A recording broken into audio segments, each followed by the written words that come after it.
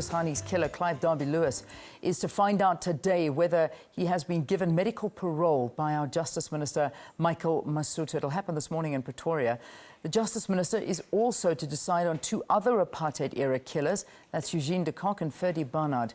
Well, as we mentioned, Ayanda is outside the Hani residence, and I know that she's going to be speaking to the mayor of Ekurhuleni. So let's cross over to her right now. A very good morning to you, Ayanda. Good morning to you, Leanne, and good morning to you. Thank you so much for joining us. We're coming to you live from Dawn Park in Boksburg in Ekurhuleni. And Leanne, you rightly mentioned this house behind me is the home where Chris Hani, the later SACP Secretary General, ANC MK veteran, lived and ultimately died. He was gunned down on the 10th of April in 1993. His death almost triggering civil war in South Africa. His killers, as you had mentioned, the Polish refugee Janusz Wallus.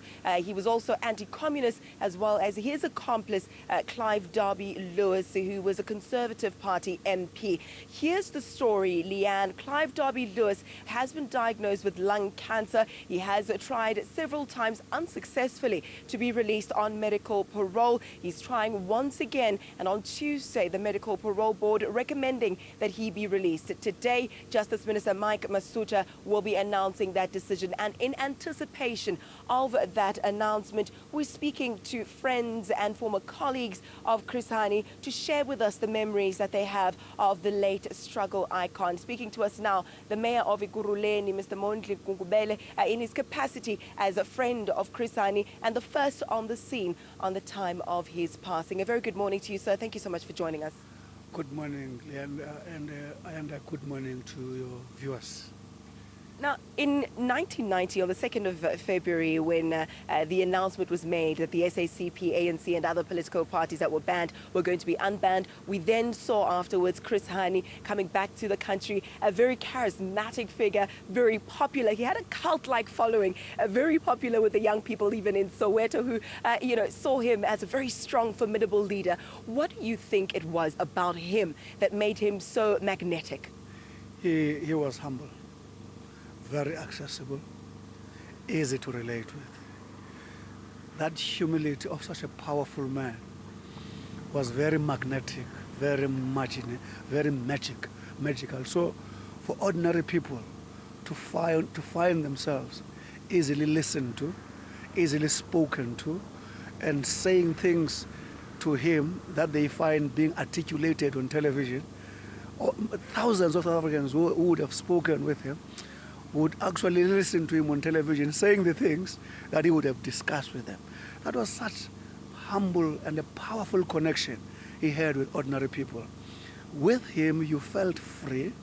With him, you felt the warmth. With him, you felt chances of you becoming something are very, very high. He would come to a party, he would come to a braai. Here in Bushbuck Street, where I was staying, we had a braai with him, with ordinary people. I remember there's a moment where he said, when people were asking him about politics, guys, ask me about stars, ask me about football. I'm an ordinary person, please. And people retreated and they started, hey, let's start talking about social issues. That's the kind of a person that Comrade Chris was. I understand a great lover of literature as well. When he was at University of Forte, he wrote about how he loved the Greek mythology, how he loved English literature, Latin, etc. Did you know that side? Was that easily seen? There's a lot I know about him. I also knew that he was an avid reader, well informed, highly grounded, but never boasted about being informed. You would only know that he is informed when you deal with him on an ongoing basis. If I don't mess up your time, as we were dealing with violence in Thokoza, we had a minister with ministers of religion. So ministers were trying to assist on how we should conduct ourselves. So Chris was part of that meeting. We were militant and angry. He almost threatened me to chuck me out of the meeting, and I was not aware what was the reason.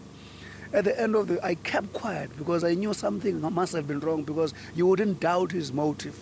So I kept quiet until the end of the meeting. He came to me, he says to me, hey, Mtembu, church is a very powerful institution. You move opposite with that institution, you are in trouble. So you must respect those people all the time. Without them being part of this solution, this solution will never get anywhere. Since that time, my attitude towards the role of the church in the societal construction changed. But he was that type of a person, yes. You spoke to me earlier about the memories that come to mind when you see that very driveway on which Chris Hani was gunned down, a bloody scene it was on that day. Speak to us about the plans that you had and what became of those plans when you walked to see your friend lying on the floor as the first person on the scene. Remember, and the week before was the 6th April. I think it was on a Tuesday. No, the Tuesday before was the 6th. Remember, he died on the 10th on a Saturday. On the 6th, we were marching with him in Davidton in commemoration of Solomon Mahlangu. We also marched with him on the same day, on a Tuesday. We went to Morabi demanding release of STUs who were arrested, and then against whatever, because we believe that in Qatar SPUs were being favored. We were with him. He went with him into that prison. And in the evening on the 6th, I came and stayed with him here at his home.